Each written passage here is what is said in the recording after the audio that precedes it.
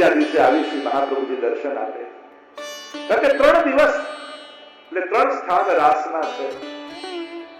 અને રાસમાં એ યમુનાજી, એ ગિરિરાજજી ને વૃંદાવન, આ ત્રણેયના રાસના અનુભવ કરી અને જ્યારે ન થાય ત્યારે પેટમાં પીડા જાય.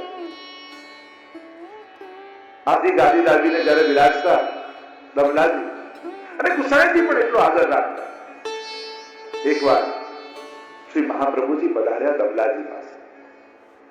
એમ તો મહાપ્રભુજી લીલામાં પધારી ચૂક્યા છે, પણ દમલાજીને તો સદાય સાનિધ્ય.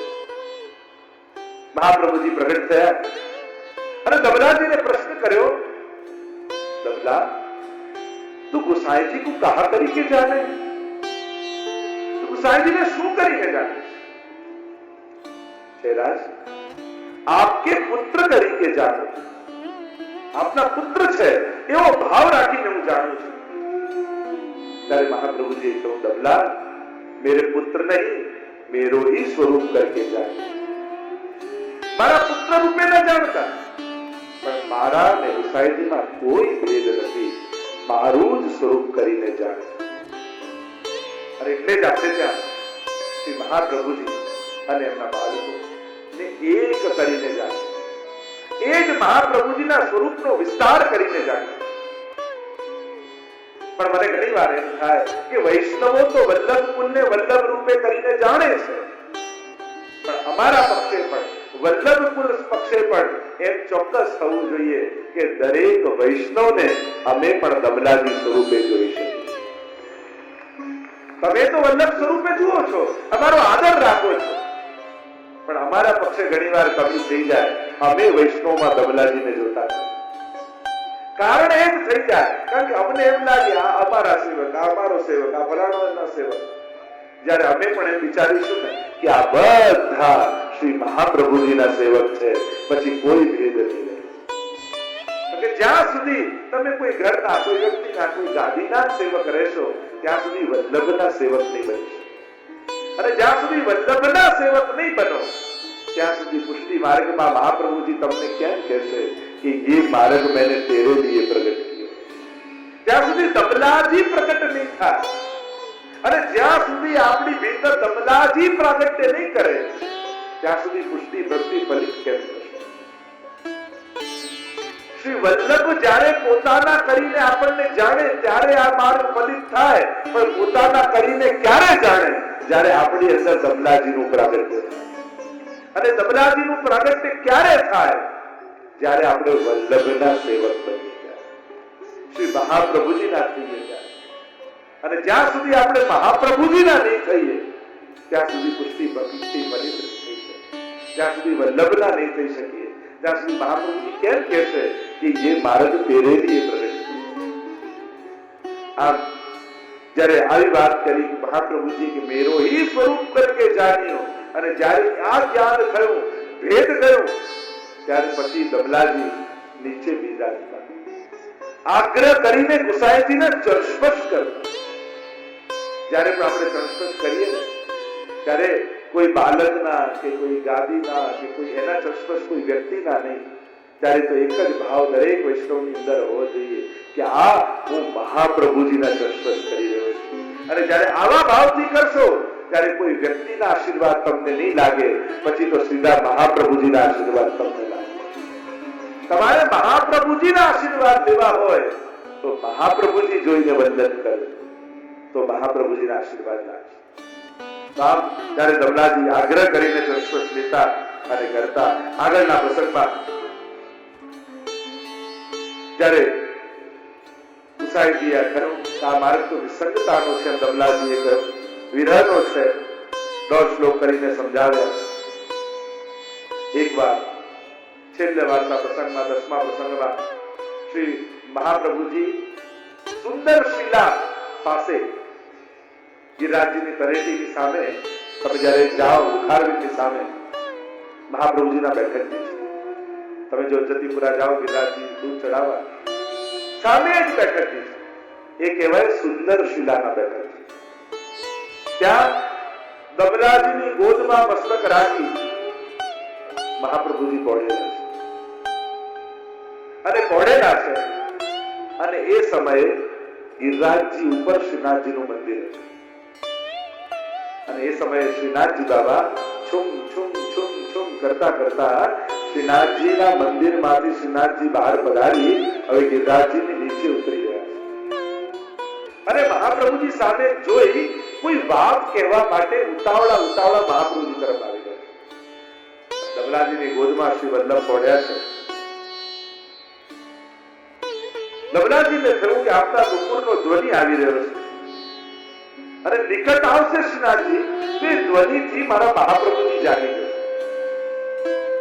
અને હું મહાપ્રભુજીનો સેવક છું મારે પહેલા શ્રી વલ્લભના સુખનો વિચાર કરવો જોઈએ કારણ કે મને શ્રીજીનો પરિચય કરાવનારા તો મહાપ્રભુજી છે અમે ક્યાં ઠાકોરજીને જાણનારા આ પ્રભુ છે એ જ્યારે મહાપ્રભુએ આંગળી કરી ત્યારે તો સમજમાં આવી અને હમણાં હું ઠાકોરજીની સેવામાં નથી હમણાં હું મહાપ્રભુજીની સેવામાં અને જેની સેવામાં હોઈએ એના સુખનો વિચાર કરવો એ જ સેવકનો ધર્મ છે અને આ વિચાર કરી દમલાજીએ ઊંચો હાથ કર્યો અને ઈશારો કરતા કહ્યું કે ત્યાં જ ઉભા રહી જાવ અને ઠાકોરજી એકદમ ઉભા રહી ગયા જો પ્રભુ પણ મહાપ્રભુના સેવકોની પણ કાની રાખે છે એવું નહીં માનવું કે ઠાકોરજી કેવળ વલ્લભનું જ સાંભળે ઠાકોરજી વલ્લભના સેવકોનું સાંભળે જ્યારે વલ્લભીએ બનીએ આ વાર્તા સાહિત્ય કઈ યાત્રા છે તો કે વૈષ્ણવમાંથી વલ્લભી બનવાની યાત્રા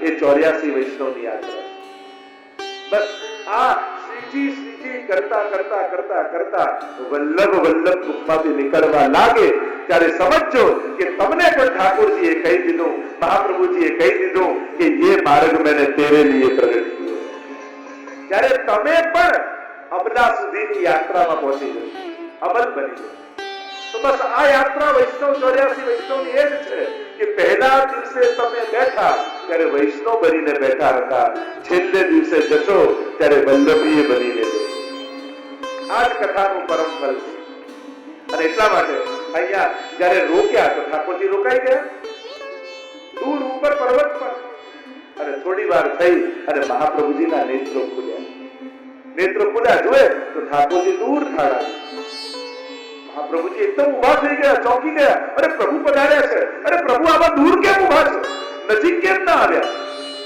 ત્યારે કહ્યું મારે તો નજીક જ આવવું હતું પણ આ આપનો સેવક મને ભરજો મને વળે છે ને મને દૂર ઉભા રહેવાનું કહ્યું મને દૂર રોકી દીધો નારાજ થયા મહાપ્રભુજી કહ્યું દમલા આ ઠાકોરજીને કેમ દૂર રોક્યા ત્યારે દમલાજીએ કહ્યું હું તો આપનો સેવક છું પ્રભુ હમણાં હું જેની સેવામાં છું એના સુખનો વિચાર કરવો એ જ મારો સેવક ધર્મ છે અને આવા નુપુર પહેરીને શ્રીનાથજી પધાર્યા છુમ છુમ છુમ છુમ કરતા ઉપરથી આવતા હતા અને જો નિકટ આવે અને આપ પોઢ્યા હો નુપુરની ધ્વનિ આપને સંભળાય કે આપની નીંદ તૂટી જાય તો મારો તો સેવક ધર્મ જતો અને એટલા માટે મેં ઠાકોરજીને રોક્યા અરે મહાપ્રભુજી ભરજ્યા દમલા આવું ક્યારે નહીં કરું ત્યારે સ્વયં ઠાકોરજીએ દમલાજીનો પક્ષપાત કર્યો અરે શ્રી વલ્લભ આ બરજો નહીં એને તો એનો સેવક ધર્મ કર્યો છે એ સાચો છે વૈષ્ણવ આવો જ હોવો જોઈએ સેવક આવો જ હોવો જોઈએ એને આપના સુખનો વિચાર કર્યો એટલા માટે હું અધિક પ્રસન્ન થયો કારણ કે જે એને મારા સુખનો વિચાર કર્યો હોત અને આપને શ્રમ કરાવ્યો હોત તો હું પ્રસન્ન ન થાત પણ એને આપને અધિક સુખ આપ્યું એટલે હું વધારે પ્રસન્ન થયો એને બરજો નહીં એને જે કર્યું બરાબર કર્યું અને ત્યારે ઠાકોરજી આવ્યા મહાપ્રભુજીની ગોદમાં બિરાજ્યા અને કહ્યું મહાપ્રભુજીએ કે બાબા શું આજ્ઞા છે ત્યારે ઠાકોરજીએ કહ્યું શ્રી વલ્લભ હું આપને એક વાત કહેવા આવ્યો અચ્છા બાબા આજ્ઞા કરો આપણે શું મનોરથ છે ત્યારે ઠાકોરજીએ કહ્યું કે શ્રી વલ્લભ મને ગાય બહુ પ્રિય છે મને ગાય ખૂબ અધિક પ્રિય છે મને ગાય લઈને આપો ને ત્યારે મહાપ્રભુજી પ્રસન્ન થઈ ગયા પોતાના હાથમાં યજ્ઞ કરવાની સોનાની પવિત્રી હતી એ વૈષ્ણવને આપીને કહ્યું જાઓ આ વેચીને તત્કાલ અમારા શ્રીનાથજી બાબા માટે ગાય લઈને અને વૈષ્ણવ ગાય લઈને આવ્યા અને ઠાકોરજી ખૂબ પ્રસન્ન થઈ ગયા ગાયની સાથે ખેલવા લાગ્યા અને દમલાજી પર ખૂબ પ્રસન્ન થયા કે આ એક સાચો વૈષ્ણવ છે એને એની વૈષ્ણવતા નિભાવી આમ દમલાજી પરમ વૈષ્ણવ છે. સર્વ વૈષ્ણવની સૃષ્ટિના મૂળ વૈષ્ણવ સ્વરૂપ એ દમલાજી. અને દમલાજી કોણ છે? તો કે દમલા અમલા, જેના હૃદયમાં શ્રીજી કરતા પણ શ્રી વલ્લભમાં અધિક સ્નેહ છે, એ જ દમલા છે. અને એ જ ભાવના આપણા વૈષ્ણવી જીવનનું પરમ લક્ષ્ય છે, પરમ ફળ છે. તો આવા પ્રથમ વૈષ્ણવ શ્રી દામોદર દાસજીના આપણા સર્વના વંદન કરીએ અને એમની વાર્તાને વિરામ આપીએ. તો महाप्रभु जी के ऐसे सेवक की वार्ता कहां लो कहिए जो सदाय भगवत रस में छके रहे. आवा महाप्रभु जी ना सेवक ने આપણે વંદન કરીએ. કારણ કે હો વારી ન વલ્લભિયન પર अपने तन को करो बिछोना, શીશ ડરું ઇનકે ચરણન કર. દમલાજી અને આપણા હરિરાય તો એમ કહે કે આવા વૈષ્ણવ પર તો મારી જાતને નોછાવર કરી દઉં, મારા શરીરના પાથર ના કરું. આવા વલ્લભીઓ જીવનમાં ક્ષણવાર માટે પણ મળી જાય તો અમારી પુષ્ટિ ભક્તિ ફલિત થઈ જાય, એમ અમારે હરિરાયજી કહે. અને હવે સમય પણ થવા આવ્યો છે. પ્રથમ દિવસનો ગુસાઈજીનો ઉત્સવ આજે છે. આપણા બધાનું મહદ ભાગ્ય છે.